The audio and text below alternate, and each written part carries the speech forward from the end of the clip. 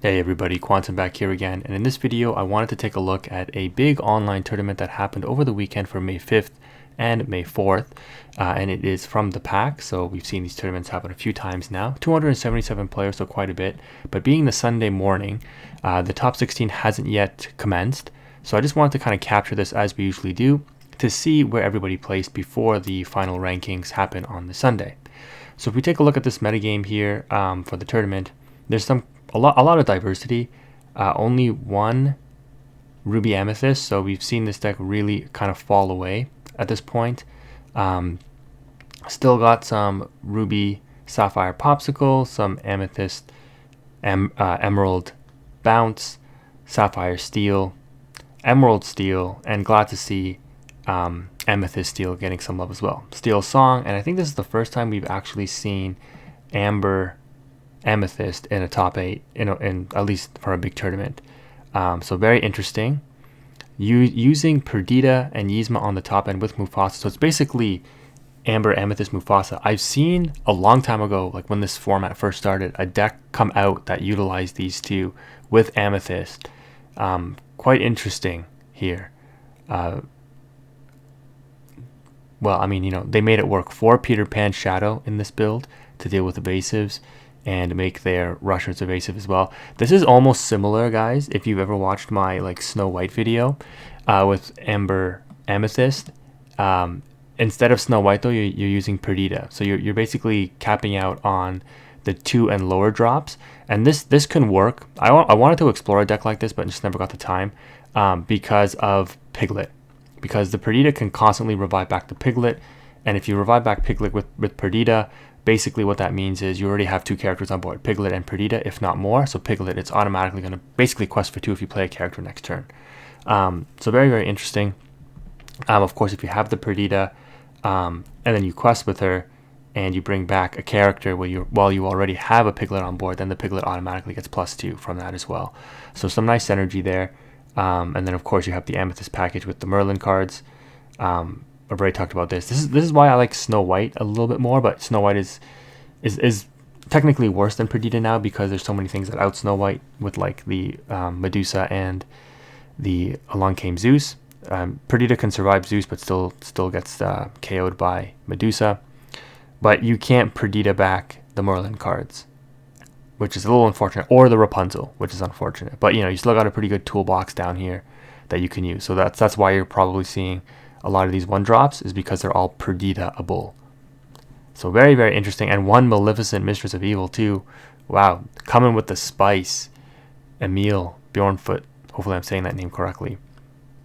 The Emerald Steel lists, I imagine, are all pretty much the same. So I ran this deck for my 1 store set championship that I just missed out on. This one running the Robin Hood package, which I think is better. But again, I can't really say because I didn't test it enough. But looks pretty standard. Only 2 Benja and 2 Cloud Kicker, 3 Friar Tucks, and then on the top end with the Beasts. I tested the Tiana just a little bit. It did seem a little underwhelming because in certain matchups it's basically just a questing body. But what's funny is thinking back in the mirror match, I think this card would have been really good because it stops all of these songs, right? It's also very good against Amber Steel Song, which this deck could struggle with a little bit. Stops the Whole New Worlds. And then, of course, against Ruby decks, it stops the Be Prepared against Ruby Sapphire and Ruby Amethyst. So I think it had some application for sure, but at certain times it just felt like it was really underwhelming. So yeah, pretty standard list with the Robin Hoods here. And this was the top ranking Emerald Steel. We take a look at the other ones here.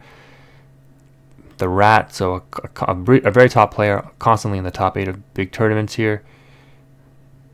This build looks exactly like mine. The only difference is I think I ran 3 Daisy Duck, 3 Friar Tuck, and 3 Along Came Zeus, and 4 Benjas in mine, teching from my local metagame. And if you watch my slight deck list profile on this, I didn't use Benja at all in 5 rounds. Did not pop a single item with it, unfortunately. But yeah, this is exactly my list that I probably took from the Rat, to be honest, when I built my deck. So, he's doing work out here with this. In testing, I wasn't a big fan of the Daisy Duck. Interesting to see him continuing to use that, but obviously, much better player, knows what he's doing. I would be curious to see how he's using this more effectively than possibly other people have been, including myself. In testing, I think I would have opted for more Kit Cloud Kicker, but that just might be biased towards my own metagame, because, you know, if you see the mirror match a lot or a lot of Emerald decks, Kit Cloud Kicker can really help on the draw against the opposing Ursula Deceiver of All here, bouncing it back to hand, throwing off the opponent's tempo. So interesting to see there. And then the final Emerald Steel list, another Tiana build apparently, also with the Robin Hoods, and also running Tinkerbell. So you're seeing a different variation here. Only 2 Beast Tragic Hero, 2 Kit Cloud Kicker, only 2 Captain Hook. So really not focusing on the 1-drops. Oh, sorry, yes they are. They have the Robin Hoods as well. So 10 1-drops, more than usual 1-drops.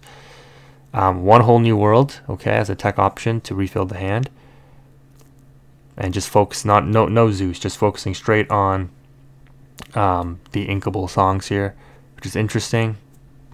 They made it work. Awesome. So yeah, Emerald Steel looks like it's a pretty strong deck. I want to take a look at Steel Amethyst here. I think that this deck is really underrated and wasn't really explored as much as it probably should be. So if you watch my most recent video prior to this one coming out, I built a deck that's basically like this. I used 3 Pinocchio, a lot of the Merlin cards as well. I opted for 4 Robin Hoods. I just think this card is too good not to play 4 of, but in a big tournament, it makes sense why you might want to cut back on this if you think that it might get Medusa'd.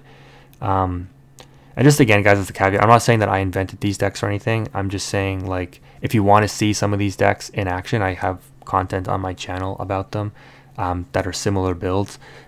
At the top end of LORCANA, a lot of decks and a lot of people who net deck, including myself, I net deck off of top players as well. The deck lists are going to be very similar. The difference is going to be like these little tech options, like the one-ofs, you know, an introduction of a unique card in a playset or something like that. Opting for 1 spellbook as well, and then just the removal songs. This is why this deck can seem so good, is because it can survive in the early and mid game. And then in the end game, if the opponent's board is getting too big, like with Tamatoas and the Ruby top end, like Maleficent Dragons, you have the Merlin cards to kind of close it out or stabilize with. And then, of course, the pressure that you get put on by Queen's Castle and Spellbook can help you close out games as well. So, interesting list. I think this deck is pretty strong. It probably takes a lot to know the matchups and to pilot. The Emerald Amethysts, I imagine, are all going to be pretty much the same. Small little tech options here and there. So you got 1 Pinocchio, 1 Wildcat in this build here. But I think Artabax, who's kind of the face of this deck color combination, made it into 3rd place, it looks like, or 2nd place before the top 16 started. And their build, I'm pretty sure, has pretty much remained almost unchanged. They were using Yzmas before. You can see here they're opting for Tinkerbell on the top end. It's a very interesting list here. Very susceptible to Medusa, though.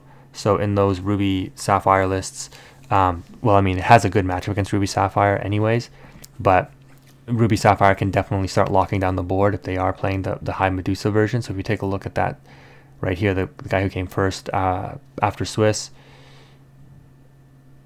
4 Madame Medusas, yeah. So yeah, they pretty much go top heavy on this card because it helps them against their worst matchup, which is, I don't know if it's their worst, but it's one of their worst in the Emerald decks. And it pretty much takes out like almost everything that Emerald Amethyst would throw at you, except for like maybe some of the Merlin cards that are on, like the Goat, like 4 Toughness, Mim Fox.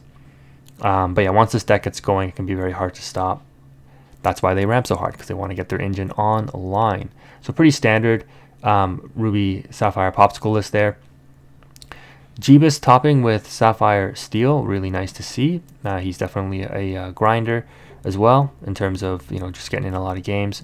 He's tested a lot of unique tech options as well, which is cool, but this list looks pretty standard. Nice to see the Simba fighting Prince. I think this card is definitely getting some recognition now, simply for the fact that while it does cost 7 in these ramp decks, especially obviously with Sapphire Steel, being able to play this out a little early, get the draw 2, can really help you continue to filter through. You've seen Gaston be dropped from these decks now, and Simba fighting Prince doesn't necessarily replace the Gaston, but it kind of does something similar where it lets you draw 2 and then discard 2, so you're still digging deep into your deck for answers.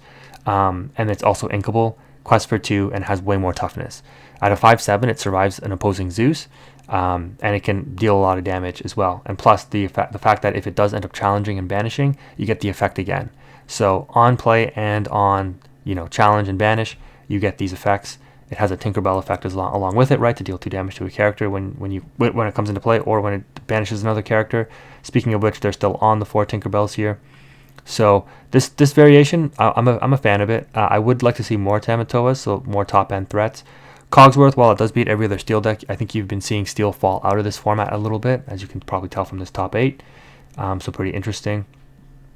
Let's take a look at one of the Amber Steel song lists. I imagine that the technology in these decks are pretty much the same. So I commented on this as well, where I said I think the Sleepy Sloop version is probably the best for this meta, simply because it gives you your best matchup against Ruby Sapphire Popsicle. Because in that matchup, you have to basically try to race early, and then you have to close the game out with the flute. Because if you have Pride Lands, if you have Lanterns, they just don't do anything for you in terms of gaining lore, and whatever characters you play are likely going to get outed by the Ruby Sapphire player anyways. So at least Sleepy's Flute, if they're not playing Judy Hopps, which most of them don't play too many copies of, and if they do, they probably will ink it. But the flute will allow you to gain 2 to 3 lore every turn if you're playing like 3 or 4 flutes, as long as you play songs, and you just have to hope to close out the game with the flute. It's also good in other matchups as well, but that's primarily the reason why you want to play flute, is because it gives you your chance to win in those bad matchups. It makes Sapphire Steel harder, but that match is already hard, to be honest. Even if you can get a couple of extra lore off flute before it gets benjed, is useful as well. But yeah, these lists are pretty much solidified here. No Beast Tragic Hero in this one either. And if you watch my Amber Steel Song deck profile, I kind of explained why. Just the Rapunzel just seems to do the job a little bit better in this deck, especially since it can heal up the Robin Hood, which is a 3/6 body that you usually get out early. And then of course you also have the Cinderella that can shift on the small Cinderella here. Very nice as well. Pretty standard list, to be honest. Yeah, nothing new here. Probably would like to see 4 flutes, but aside from that, it looks pretty standard. So pretty nice to see. Another Amber Steel song list up here. Oh, they're on the 4 flutes, and then their list again looking very standard. You can see the Beast Tragic Hero once again not included in these lists. So very interesting to see. Let's see this Sapphire Steel list here. Opting for the Tinkerbell, 2 Beast Tragic Hero, 1 Hard-Headed. So a very different list than Jeebus's list. No Simbas. I think the Simba is a really good addition. We took a look at the classic bounds. We've taken a look at Amethyst Emerald. I think the only thing left to take a look at is the Soul Ruby Amethyst player. But before I do it, let's take a look at this Jafar list here. Captain Hook, Robin Hood, Blue Fairy. So it's basically what Zephyr ran in the very first tournament that came out after Into the Inklands. Only 2 rabbits, which is interesting, because again, you're aiming for a whole new world. You're not depending on rabbit too much. It's almost like a variation of a mill deck too, right? Because you aggressively whole new world, and then you Yzma as well to like deck them out even further if you want. So kind of interesting. 2 Benjas. Interesting list. The thing with this deck too, it's like it seems like a high roll deck, because it's like either you get the combo or you don't. But it does have a way, like like Amethyst Steel in and of itself has ways to just push through for lore. 4 Beast Tragic Hero, which is very interesting in this list as well. No Merlin Goats. So they're really going on like, I need to get this Jafar combo off in order to accelerate my lore count. Because I don't think questing alone does it. Like they'll just get outraced by other faster decks, aggro decks, or they'll just get locked down by the control decks like Sapphire Steel and Sapphire Ruby. All right, let's take a look at the lone Ruby Amethyst. Oh, how the mighty have fallen. Very, very standard list, it looks like right off the bat. 4 Queen's Castle, 3 Be Prepared, but no Scar. Interesting. 4 Friends on the other side. Cutting this down because, again, you don't want to get Ursula early. You don't want to draw this early. And honestly, when you draw these, like, you should be in a position where you don't need to cast this. It's only in like a very specific situation where you have to cast this. There's been many games in the past where I've held on to 2 or 3 of these in my hand before Into the Inklands came out, because I just didn't need to cast it, and it would just be a negative tempo for me. So I just outed the board in other ways. Like, you have to cast this when you know you're going to get an overwhelming advantage. So this card, not as powerful as it used to be from like set 1 and even set 2. So I don't think it's necessarily a bad thing to cut this down to 3. Of course, it's still very good, don't get me wrong, but you know, you don't want to cast this and lose tempo, because again, you can see here there's nothing that can sing this card in the deck. So when you cast this, it's basically your turn. 3 Medusa, 2 Tremaine, 4 Maui. Interesting to see the Peter Pans coming back in. Very interesting. I'm not sure what evasive decks might be popping up that would warrant this. Because even the inclusion of the evasive Tinkerbell on the Emerald side isn't that much of a threat, I wouldn't think, because it gets outed by the Medusa still at a 2/3 body. So yeah, I'm not too sure. Like at a 4 cost, you know, it comes down 2 turns earlier than Medusa, which could make a difference. It obviously gives your Fox the evasive ability as well, and your Maui's on the next turn, on turn 5. So, you know, this is the same stuff that we utilized Peter Pan in for set 2. But it's also a 2 questing body, which is basically another copy of Minnie Mouse Surfer, right? At a 1/3, Peter Pan for 1 more cost, uninkable, is a 2/3 that quests for 2 as well. So just adding more aggro threats, but it is uninkable, which does hurt. 4 rabbits, 4 goats, pretty standard, and 4 Minnie Mouse Stylish Surfer. This card is kind of hit or miss. It's obviously very, very good, but in certain matchups, you know, being the 1/3 body, it gets outed by a lot of things, right? Steel just outs this with any of their songs that damage. This gets outed by opposing Medusas, so against Ruby Sapphire, against the mirror match in Ruby Amethyst. So it's a good card, but it can definitely struggle in aggro matchups. Usually your starting package here from your 1 and 2 drops aren't fast enough for you to warrant to put this out, so this is usually just ink as you aim to control the board. So there's a lot of deficiencies with this card now compared to like how powerful it was in set 2. But overall, you know, still a decent card, and in certain matchups, especially on the play, this card can definitely help you gain a lot of lore very quickly. 4 crabs seem to be the standard now, you know, across every list, and even in my Ruby Amethyst list, I'm playing 4 crabs as well. It's just too good of a card. You know, the extra strength that it gives you to run over anything, locations, high toughness characters, etc., just gives you a lot of versatility. The fact that it makes a Mim Fox a 7/3 is also insanely powerful. Only 2 Maleficent Sorcerers. I've talked about cutting this card completely from the list and or continuing to play it. There's a lot of pros and cons. This card basically just gets power crept out of the deck at this point. I think there are just better options that you would opt to play. And given that this deck now isn't in the strongest position, you don't have the luxury of saying on turn 3, I'm just going to maintain tempo and cast the card that replaces itself. You need to be casting something like a crab in order to deal with the opponent's board, a Mim Fox to deal with the opponent's board, a Stylish Surfer to put the pressure on. You don't have the luxury of playing a little bit more passive now with the Maleficent Sorcerer. It's still a good card, but that's why you're probably seeing this being cut from the list. Pinocchio, I think, can be upped in ratio now. Maybe even 3 copies, not 4, but probably 3, just because you want to utilize this with the Rafikis early game, with the Mauis and stuff late game to really lock down the board.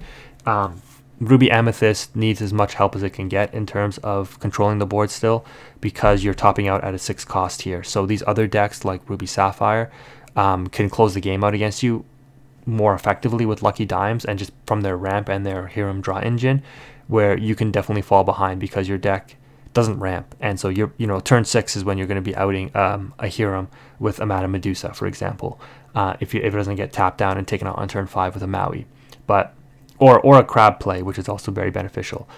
So there's a lot to consider there, and then the lower end here is pretty standard for Minnie Mouse, for Rafiki, no teeth, so just Minnie Mouse being a 1/3. Cusco and Minnie both benefit from crab as well. Not a big fan of not 4 Cuscos, but I can understand why, because you're playing 2 Pinocchios, but I would play the 2 Pinocchios and the 4 Cuscos. Mim Snake you need to play 4 of as well in this deck. So yeah, the deck is in a very awkward spot where you need to play the curve out a little bit awkwardly. It's probably why it's not in the best spot anymore. But interesting to see the top 16 list. This video is probably pretty long, so I'm going to aim to wrap it up soon. Let me know in the comment section below if you enjoyed this deck breakdown, any of my insights. Again, not saying that I invented any of these things. I didn't invent anything, but it's just the way that you've seen the meta progress. And if you want to see why some of these decks were played the way they are, make sure you take a look at my channel, where you can see me playing some of these decks in their iterations. Not the best pilot by any means, but at least you can see kind of how some of these cards interact and why some of these choices were likely made. But yeah, that's going to go ahead and wrap it up for this video. Thank you again for watching. If you made it this far, Quantum is out.